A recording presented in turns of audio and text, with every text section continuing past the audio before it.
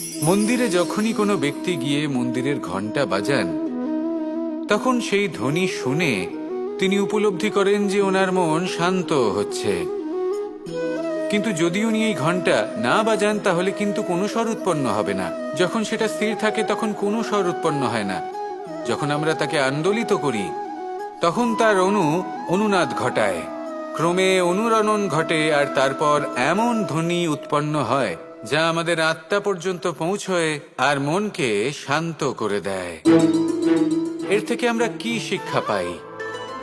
এটাই, যদি আপনারা জীবনে আবদ্ধ তাহলে থামবেন না, স্থির হয়ে থাকবেন না, চলতে থাকুন, চেষ্টা করতে থাকুন, কখনো থামবেন না। একটা উদাহরণ দিই, কোনো ব্যক্তি পরিবারের বন্ধনে আবদ্ধ, কেউ কর্মের বন্ধনে, কেউ বা মোহর বন্ধনে। যদি আপনি আবদ্ধ থাকেন আর যদি সেই বন্ধন থেকে বেরিয়েও আসতে পারছেন না, তখনও চেষ্টা করতে থাকুন। লক্ষ্যে যদি পৌঁছতে নাও পারেন তাও চেষ্টা করতে থাকুন। কিছু না হলেও আপনি একটি মন্দিরের ঘণ্টার মতো অন্য কোনো ব্যক্তিকে তার লক্ষ্যে পৌঁছে দেওয়ার কাজটা অবশ্যই করতে পারবেন। জীবনে কিছু শুভ কাজ করতে পারেন, অন্য কারোর মঙ্গল করতে পারেন, তাকে প্রেরণা প্রদান করতে পারেন।